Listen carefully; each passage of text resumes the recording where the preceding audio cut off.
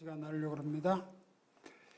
오늘은 이 고린도 교회의 제일 중요한 문제 중에 하나였던 고린도 교회 이제 파벌이 있었죠.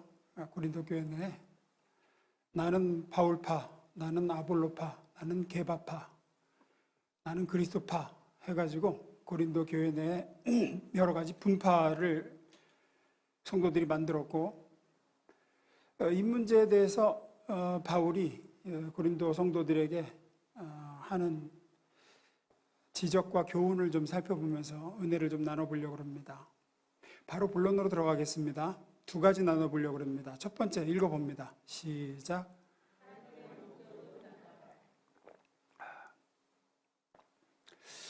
말씀드렸듯이 고린도 교회의 가장 대표적인 잘못 중에 하나가 신자들끼리 분파가 생기고 서로 갈라져서 싸운 거였습니다. 4절 봅니다. 보면 어떤 이는 말하되 나는 바울에게라 하고 다른 이는 나는 아볼로에게라 하니 너희가 육의 사람이 아니리요. 누구는 바울파, 누구는 아볼로파, 누구는 게바파, 여러 구별된 그룹들이 생기고 그 그룹들끼리 서로 경쟁하고 나뉘고 이렇게 교회 내에서, 고린도 교회 내에서 그렇게 돼버렸습니다. 그래서 바울이 이렇게 얘기하는 겁니다. 3장 1절입니다. 읽습니다. 시작.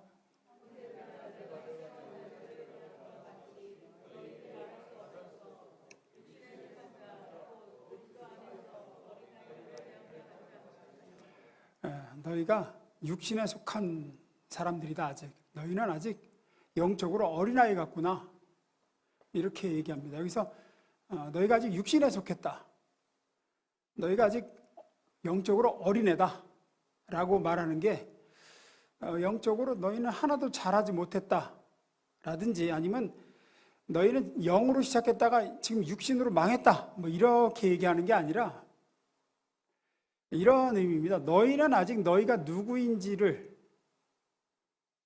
모르고 있구나.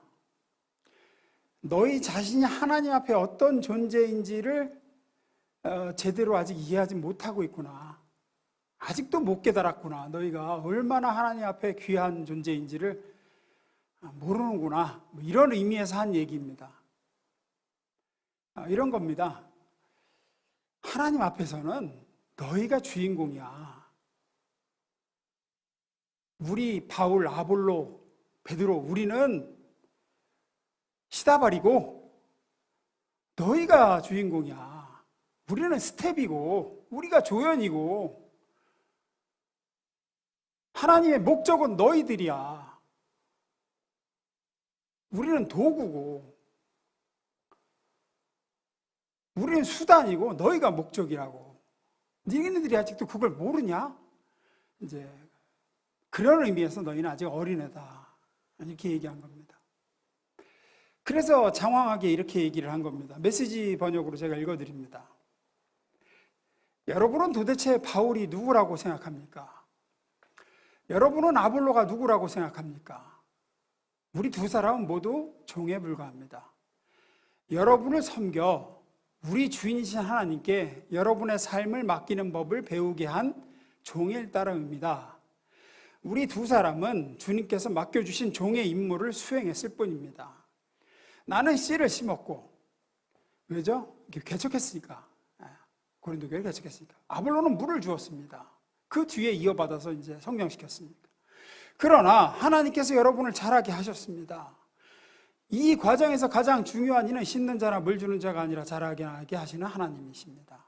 심는 일과 물을 주는 일은 종들이 약간의 급료를 받고 하는 허드렛 일에 불과합니다. 여러분은 하나님의 밭이며 우리는 그 밭에서 일하는 일꾼입니다. 달리 말하면 여러분은 하나님의 집입니다. 그러니까 하나님의 목적은 여러분들이고 우리는 그 하나님의 목적을 이루는 도구고 수단이다. 자신들은 아무것도 아니다라는 얘기입니다. 여러분이 하나님이 세우시는 집이고 가꾸시는 밭이고 우리는 일꾼으로서 그 세우시고자 하는 집과 가꾸시고자 하는 밭에서 일하는 허드렛이라는 일꾼들일 뿐이다. 그런데 지금 고린도 교회의 문제가 뭐냐? 지금 이 자신들이 어떤 존재인지 모르고 그 일꾼들한테 줄을 대고 있는 거예요, 지금. 어떤 사람들은 바울을, 다른 이들은 아볼로를, 어떤 사람은 베드로를 그들의 정신적인 지주로, 신앙의 기둥으로, 그리고 자신들의 우월함을 증명하는 수단으로 이제 나는 바울에게 복음을 배웠고 바울에게 침례받았다. 나는 아볼로에게 배웠고 아볼로에게 침례받았다. 그러면서 그쪽에다 줄을 대고 그쪽에다가 자기들의 어떤 신앙의 기반을 두는 거죠. 근데 바울이 얘기하는 거는 너희 고린도 교회 성도들이 하나님의 밭이고 집이고 그 밭과 집의 주인은 하나님이시고 나 바울, 아볼로, 베드로는 그 밭과 집을 일구고 세우기 위해 고용된 일꾼에 불과한데 그러면은 주인으로부터 싹 받고 일하는 일꾼인 바울과 아볼로와 베드로 그리고 밭의 주인인 하나님 그 밭을 일구고 일하는 자 일꾼한테 아첨을 떨고 줄을 대고 거기다가 이렇게 편가르기 하고 이게 얼마나 어이없는 일이냐는 거예요. 그냥 일하는 일꾼인데 우리는 아무것도 아니다. 이 밭과 이 집의 주인은 하나님이시다. 하나님이 세우시고 하나님이 자라게 하시고 그리고 그 주인이신 하나님의 관심사는 너희들이다. 하나님의 집인 너희들, 하나님의 밭은 너희들. 너희가 세워지고 너희가 잘 가꾸어져서 열매 맺는 게 그 주인이신 하나님의 기쁨이고 그분의 목적이다. 그것을 위해 우리는 쓰실 뿐이다. 우리는 그분의 도구일 뿐이다. 말하자면 목적이 고린도 교회 성도들이고 바울, 아볼로, 베드로는 수단인 겁니다. 좀 바꿔서 예를 들면 여러분이 예를 들어 자녀 성적이 자꾸 떨어져서 수학 성적이 자꾸 떨어져서 과외 선생님을 붙여줍니다. 그러면 과외 선생님은 수단인 거고 자녀가 목적이죠. 그러면 부모에게 목적인 자녀가 중요합니까? 수단인 과외 교사가 중요합니까? 물을 것도 없죠. 바울이 얘기하는 게 그겁니까? 그겁니다. 하나님에게 중요한 것은 너희들이겠느냐, 수단인 우리겠느냐. 너희를 세우기 위해서 우리를 수단으로 쓰시는데 그런데 왜 수단인 우리가 목적인 너희들보다 더 중요하다고 여기고 목적인 너희가 수단인 우리를 그렇게 떠받들고 우리 때문에 너희가 갈라져서 서로 싸우느냐. 이건 말이 안 되지 않느냐. 그 얘기를 하고 있는 겁니다. 그런데 또 바울이 우리는 아무것도 아니다 라는 말을 또 이렇게 오해하셔서는 안 됩니다. 그러니까 신앙적인 내용을 터득하고 하나님의 말씀을 깊이 있게 깨닫는 문제에 있어서 목회자의 역할이 별것 아니다. 이렇게 이야기하는 건 아닙니다. 왜냐하면 하나님께서는 사람을 중개인으로 자신의 일꾼으로 사용하셔서 하나님의 일을 하시는 것이 하나님의 보편적인 방법이시기 때문에 그래요. 하나님이 하나님의 말씀을 여러분에게 직접적으로 말씀하셔서 깨닫게 하시고 이 말씀의 뜻은 이거다 직접 일러주시지 않고 사람을 통해서 여러분에게 일러주시죠. 이게 늘 하나님이 하시는 보편적인 방법이에요. 성경을 보시면 애굽에서 종노릇하는 이스라엘 백성을 구원하실 때 하나님이 직접 그들 구원하시지 않고 누구를 보내셔서 구원하시죠? 모세를 보내셔서 모세를 통해서 이스라엘 백성을 구원하시죠. 또 이스라엘 백성이 가나안에 정착해서도 블레셋이나 암몬이나 미디안이나 이런 사람들한테 이런 이웃 민족한테 억압당할 때도 하나님이 직접 구원하시지 않고 기드온이나 삼손 같은 사사를 세우셔서 그들을 구원하신 것 같이 하나님께서는 언제나 사람을 그분의 일꾼으로 세우셔서 일을 하신다는 것을 잊지 않으셔야 됩니다. 따라서 하나님의 말씀을 듣고 배우고 지도를 받고 하는 측면에서는 목회자를 저를 하나님의 대리인으로 보셔야 돼요. 하지만 하나님과의 관계 측면에서 목사니까 나보다 하나님과 훨씬 더 목사님이 친하겠지, 그렇지 않습니다. 그런 측면에서는 저는 아무것도 아닙니다. 하나님은 누구를 통해서 여러분과 만나길 원하시는 분이 아닙니다. 천주교가 자꾸 그렇게 하잖아요. 신부를 통해서 하나님을 만나게 하고. 그렇지 않습니다. 하나님은 직접 자기 자녀와 대화하고 교제하기를 원하세요. 아니, 목사님이 친하시니까 저 대신 자꾸 하나님께 얘기 좀 해주세요.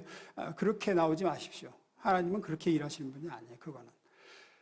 그리고 뭐 또 능력 측면에서도 그렇지 않습니다. 목사니까 나보다 영적 능력이 훨씬 더 셀 것이다. 기도하면 응답이 더 잘 될 것이다. 그렇지 않습니다. 물론 교회의 영적인 리더이자 대표자로 하나님이 세우셨으니까 리더로서, 대표자로서 제가 구해야 될 기도가 있겠죠. 리더로서 주신 영적 권위는 있을 겁니다. 리더의 위치에서는 그럴 거예요. 하지만 예를 들어서 목장 식구를 위한 중보 기도를 한다. 그 부분에서는 아마 목자, 목녀의 기도가 제 기도보다 더 강력할 겁니다. 왜냐하면 어느 누구보다도 목장 식구를 위한 마음을 제일 많이 쏟고 있고, 목장 식구의 형편을 저보다 더 많이 알고 있을 것이고, 더 많이 사랑할 테니까요. 자녀를 위한 기도를 한다. 목사님이 능력 있으니까 자녀를 위한 기도를 해주면 내 기도보다 더 잘 먹히겠죠. 그렇지 않습니다. 늘 말씀드리지만 자녀를 위한 간절함은 부모의 간절함을 따라갈 자가 없어요. 부모의 중보보다 더 간절한 중보가 어디 있겠습니까? 우리는 다 개인이 하나님 앞에서 왕같은 제사장입니다. 땅에서 매면 하늘에서 매이고 풀면 풀릴 것이라는 약속을 다 받은 사람들이에요. 어쨌든 하나님께서 사람을 중개인으로, 일꾼으로 사용하셔서 일을 하신다는 측면에서 하나님의 말씀을 여러분에게 가르치는 대리인으로서는 제가 중요한 역할을 하는 건 맞지만, 그 밖에 하나님의 말씀을 맡은, 그 말씀을 전달하는 대리인 이외에 있어서는 저는 여러분을 위해서 존재하는 수단이지 그 이상도 그 이하도 아닙니다. 고린도 교회 성도들이 이거를 오해했던 겁니다. 그래서 바울이 계속 얘기하는 거예요. 너희가 주인공이다. 너희가 하나님의 목적이다. 너희를 세우기 위해서 우리가 있는 거다. 우리를 위해서 너희가 있는 게 아니다. 고린도 교회 성도들에게 바울이 얘기한 것과 마찬가지로 이 자리에 계신 여러분들에게도 마찬가지입니다. 하나님의 최대 관심사는 여러분입니다. 여러분이에요. 교회에서 가장 중요한 사람이 누구냐 하면은 말씀을 전하는 사람이 아니라 말씀을 들으러 오는 성도들입니다. 물론 말씀을 전하는 자, 말씀을 설명해 주는 자가 없으면 사람이 아무리 많아도 무슨 소용이 있습니까? 라고 이야기할 수 있습니다. 하지만 그것은 기능적으로 말씀을 전하는 사람이 필요하다는 얘기지, 원래 목사를 세운 목적은 성도를 위해서입니다. 여러분을 유익하게 하고 여러분을 하나님 앞에 완성시키기 위해서 하나님이 저 같은 목사를, 우리 교육자들을 불러 세운 것이지 저를 위해서 성도를 모으지 않으셨다는 말입니다. 그러니까 우리가 소모되어져, 제가 소모되어져서 여러분이 세워지고 여러분이 유익해져야 됩니다. 여러분이 소모되어져서 제가 유익해지는 게 아니고 교육자들이 유익해지는 게 아니고, 교회란 그런 것입니다. 여러분들이 목사를 위해 존재치 않고 목사가 여러분을 위해서 존재합니다. 고린도서 3장 22절 상반절 봅니다. 읽어보겠습니다. 시작.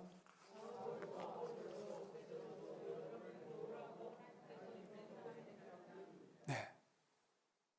바울도 아볼로도 베드로도 뭐하라고? 여러분을 도우라고 하나님이 보낸 사람들입니다.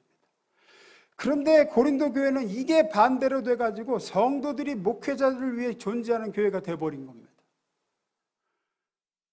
나는 바울파, 나는 아볼로에게 배워서 아볼로파, 나는 게바파.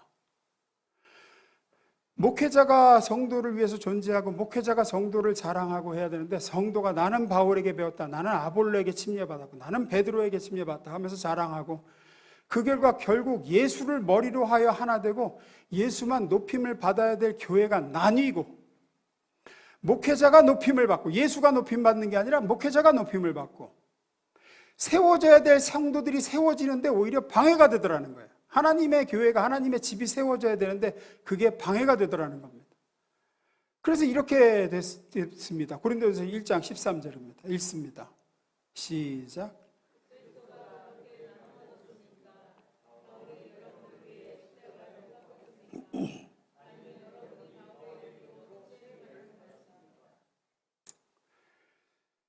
한국 교회 안에 이런 모습들이 꽤 있습니다. 스타 목사들도 많고요.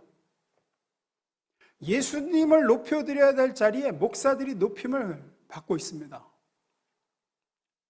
예수님이 안 유명해요. 예수님이 안 유명해요. 목사가 유명해요, 목사가.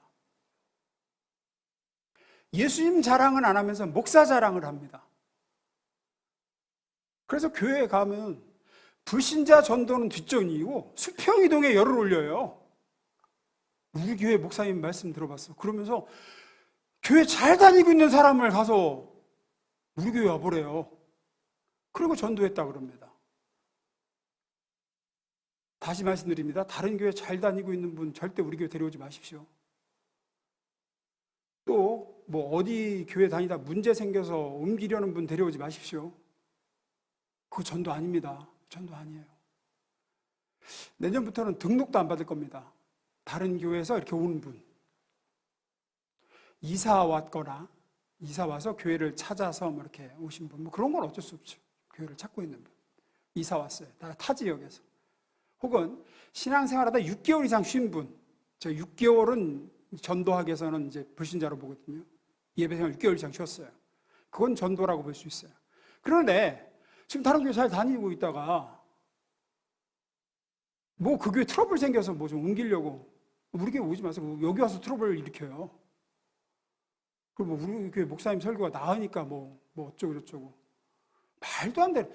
철새 때도 아니고 지금 뭐 하자는 거예요, 그게. 실제로 일어나는 일이에요. 실제로 일어나는 일. 그래서 어느 지역에 유명한 목회자가 있는 대형 교회 하나가 다 들어오잖아요. 블랙홀이야, 블랙홀. 주변에 있는 작은 교회들이 초토화돼. 다 빨아들여. 왜냐? 목사가 성도를 세우는 일꾼이 아니라 목사가 스타예요, 스타. 성도들이 팬이고 추종자야. 팬덤이에요, 팬덤. 그건 교회가 아닙니다. 교회가 아니에요. 교회는 하나님이 세우시는 집이고 하나님이 일구시는 밭입니다. 목사는 그 하나님에게 고용된 일꾼일 뿐이에요. 허드렛 일은 뭐 하라고? 하나님의 집인 성도들을 세우는 일꾼으로서. 밭인 신자들을 잘 가꾸라고. 더도 아니고 덜도 아니고 딱 그겁니다. 그거예요. 그것을 위해서 존재하는 존재들입니다. 바울도 아볼로도 베드로도 여러분을 도우라고 하나님께서 보낸 사람들입니다. 두 번째로 넘어갑니다. 읽습니다. 시작. 이제 이 일꾼의 개념을 좀 확대해 볼 필요가 있습니다. 무슨 얘기냐면, 제가 여러분과 함께 있을 때는 제가 여러분의 바울과 아볼로입니다. 제가 하나님의 일꾼입니다. 하지만 제가 없고 세상에 여러분이 나가 있을 때는 여러분이 바울과 아볼로입니다.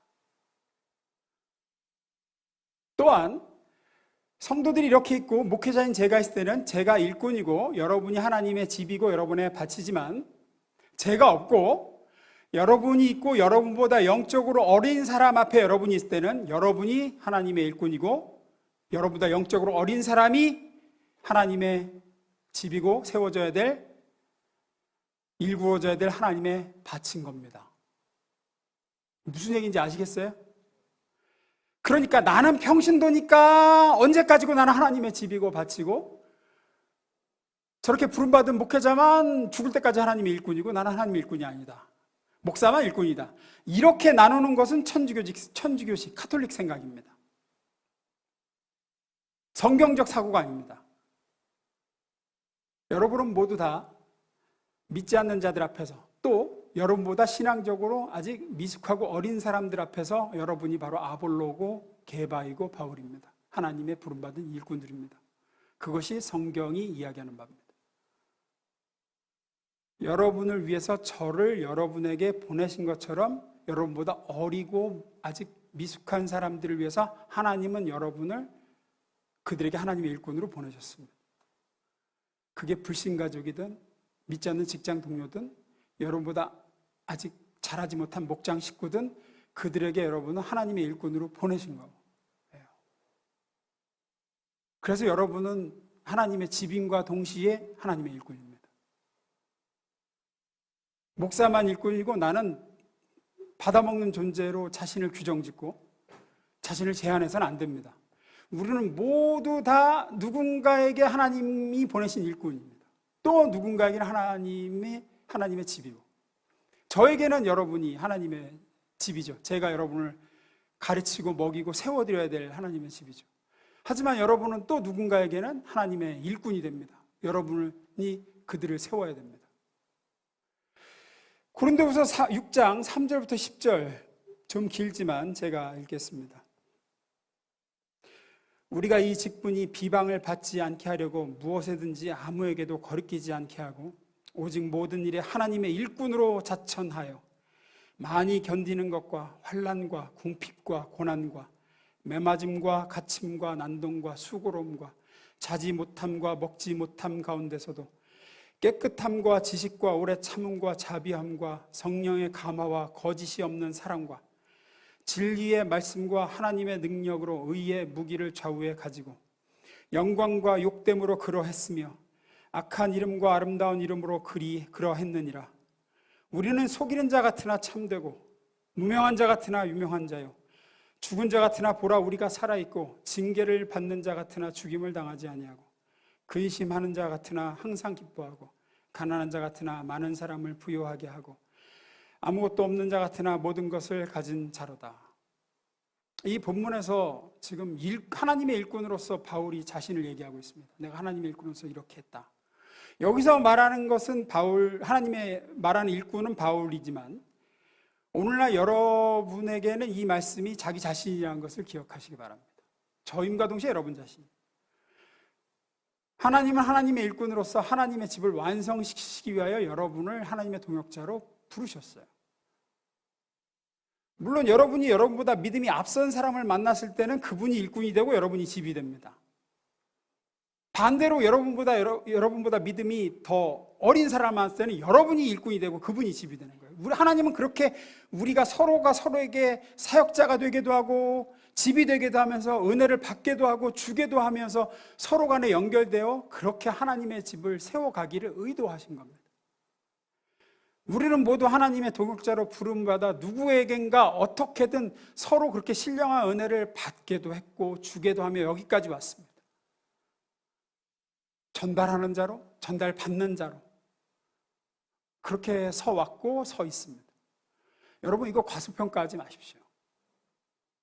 어떤 면에서 일주일에 여기 강단에서 설교 두어 번 하는 저보다 성도들끼리 서로 그렇게 주고받는 영향력이 훨씬 큽니다. 가까이에서.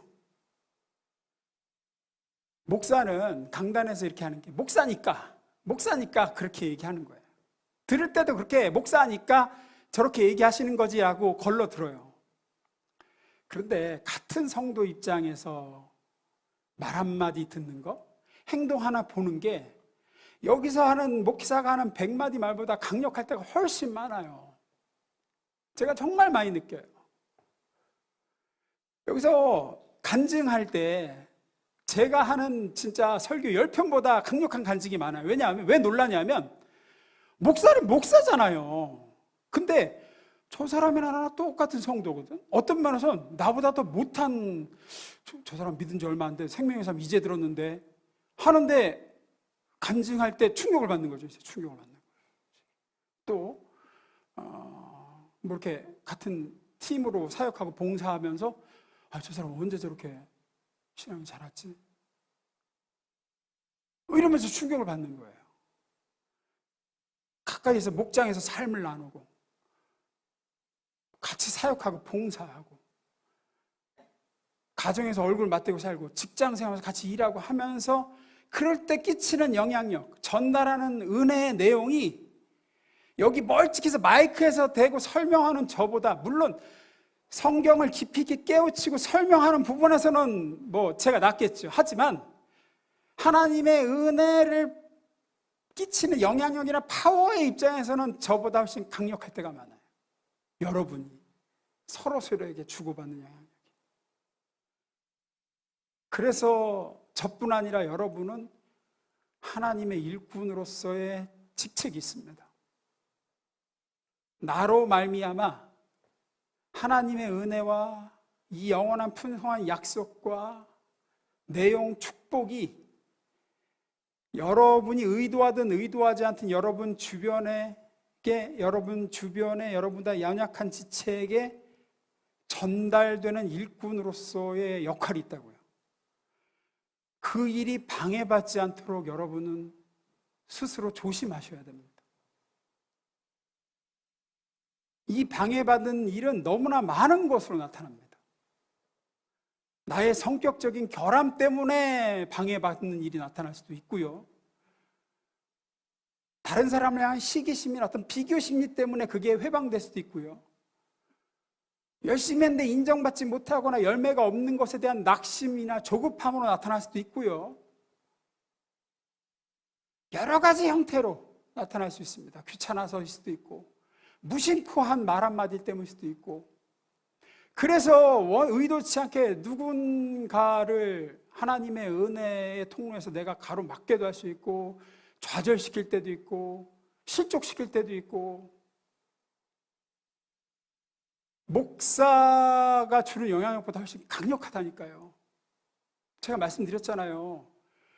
상공부 13주, 뭐 10몇 주 하고 신앙생활 몇십 년 한 것을 3분 만에 그냥 무효로 돌려버릴 수 있어요. 3분 만에. 그냥 성도끼리 만나서 말 몇 마디 주고받다가 거기서 그냥 그 3분 만에 3년 동안 성장해온 게 그냥 끝장이 나버려요. 그냥. 그래서 더 강력해요.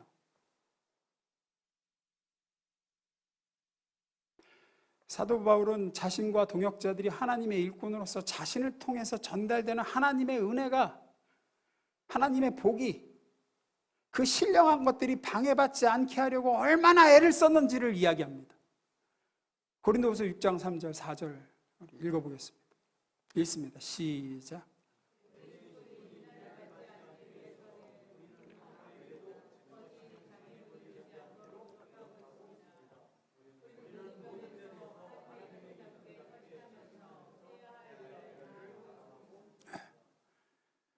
우리도, 저와 여러분도 이 문제에서 스스로를 굉장히 점검해야 돼요.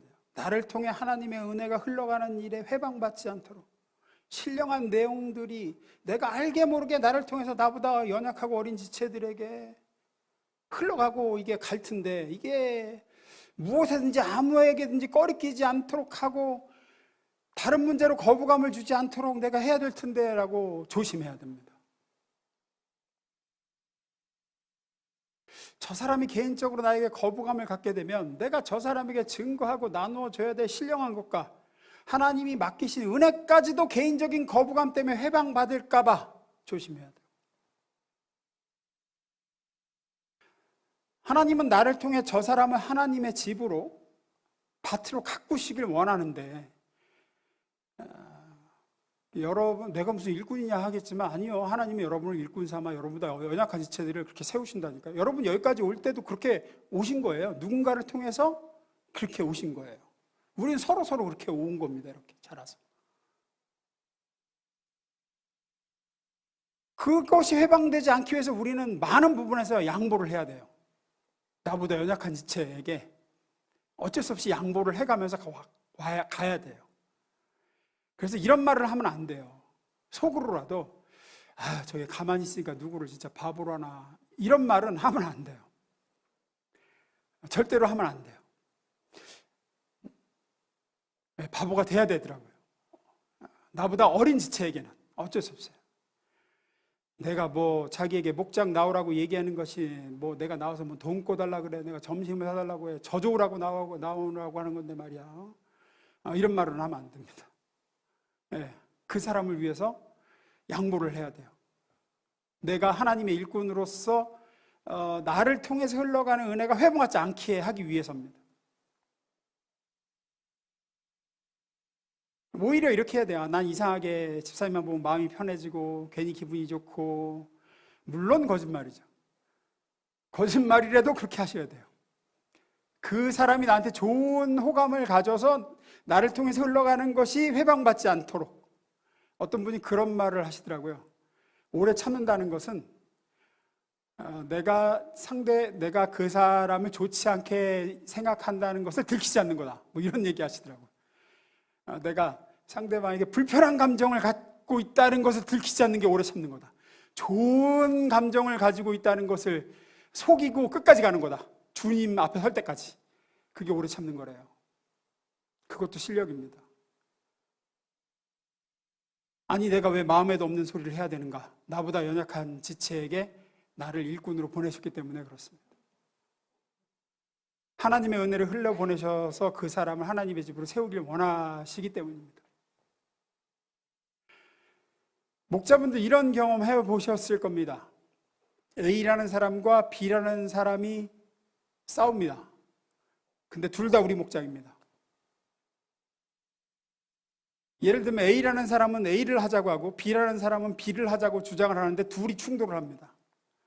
나는 이 사람도 안 놓치고 저 사람도 안 놓쳐야 되는 입장입니다. 그럼 어떻게 해야 되죠? A를 만났을 때는 A를 편들어 주되 B를 이해시키는 일을 해야 되죠. 그러니까 나는 원래 당신 편인데 B가 어리니까 기다려주자고 이야기를 합니다. 그 B를 만났을 때는 어떻게 해야 돼요? 반대를 해야지 이제. 나는 원래 당신 편인데 A가 아직 어리니까 A를 편들어 주자는 이중간첩 노릇을 해야 됩니다. 이런 고역과 짐이 하나님의 집을 세우는 일 중에 하나입니다.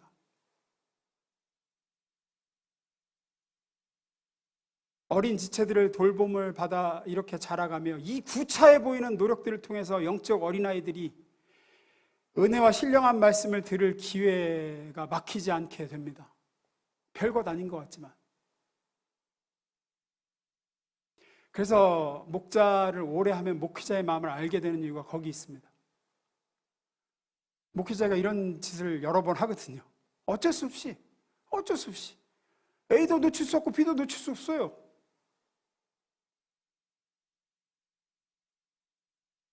현대 교회와 현대 교인들의 신앙이 점점 약화되는 이유가 뭐냐? 이런 짐을 다들 지기 싫어한다는 겁니다. 그래서 다들 대형 교회로 몰려가서 숨어서 예배드립니다. 그리고 설교만 듣고 다 도망가는 신자가 되길 원합니다. 짐을 지고 곤란한 일을 하길 싫어하고 갈등하면서 하나님의 일꾼으로 나보다 어리고 연약한 지체를 돌보고 하나님의 집을 세우는 신자의 삶을 살려는 사람은 없습니다. 하지만 그 일을 우리는 해야 됩니다. 여러분보다 어리고 연약한 지체들에게 찾아가셔야 되고 그들을 하나님의 사람으로 세우기 위해 말씀의 통로가 되는 일을 해주셔야 됩니다. 그것을 위해서 저와 여러분은 부름받았습니다. 여러분이 그들에게는 바울이고 아볼로인 줄로 믿습니다. 그렇게 하나님의 집으로 세우고 하나님의 밭으로 가꾸기 위해 저도 부르심 받았지만 여러분도 부르심 받았습니다. 그것이 저와 여러분이 감당해야 될 십자가인 줄로 믿습니다. 말씀 마무리 있습니다. 하나님 앞에서 일단 주인공은 나입니다. 나. 그것을 잊지 마십시오. 우리가 신앙에서 모델은 필요합니다. 존경해야 될 목회자가 있다는 것, 존경해야 될 누가 있다는 것, 그건 나쁜 건 아닙니다. 하지만 누군가를 추종하고 스타로 삼고 아닙니다. 누가 됐든지 존경하는 건 좋지만 추종하는 건 바람직하지 않습니다.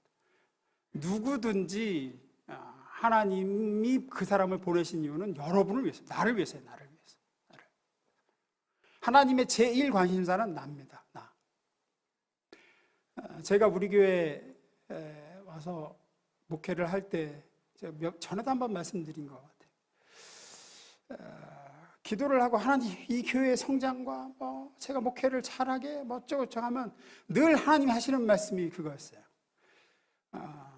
나는 가는 교회가 성장하고 부흥하고 그런 거 관심 없고 나는 내 아들 유현진이 내 아들로 내 안에서 정말로 건강하고 행복했으면 좋겠다. 나로 인해서 네가 기쁘고 만족한, 다른 거 아무도 없어도 예수로 충만하고 예수로 충분한 존재로 사는 그런 내 아들 유현진이 되면 그걸로 난 족하다. 하나님은 항상 그렇게 얘기하셨어요. 가는 교회가 부흥하고 어쩌고는 그거는 내 관심 밖이다. 나는 네가 행복한 존재가 되길 바란다. 항상 그러셨어요. 하나님의 관심이 나구나. 나는 하나님이 나를 이 교회 보내시면서 이 교회 부흥시켜라 그러실 줄 알았는데 그게 아니셨어요. 여러분에게 똑같습니다. 하나님의 관심은 여러분입니다. 여러분이에요. 여러분이 하나님 안에서 행복하고 건강하고 하나님 한 분으로 만족하고 그런 존재가 되는 거예요. 그걸 위해서 저도 있는 거고 그걸 위해서 모든 게 있는 겁니다. 두 번째, 그 다음으로 여러분보다 어린 지체를 위해서 여러분을 보내셨다는 걸 기억하십시오. 그걸 위해서 여러분은 또 부르심 받은 겁니다. 여러분보다 어린 지체를 위해서 그 사람을 세우기 위해서 또 내가 있는 겁니다. 그래서 구차하고 내가 왜 이것까지 해야 되나, 내가 왜 저 사람을 위해서 이렇게까지 해야 되나 싶지만 그것이 우리의 십자가고 그것을 위해서 우리는 또 부르심 받았고 그렇게 누군가의 희생으로 내가 또 여기까지 온 거고 우리는 서로에게 그렇게 지비자 일꾼으로 여기까지 왔습니다. 그렇게 서로를 위해서 세워주는 교회, 세워져 가는 교회, 그런 우리 가는 교회가 될 수 있기를, 지비자 일꾼으로 세워주고 세워지는 교회 될 수 있기를 주의 이름으로 축원합니다.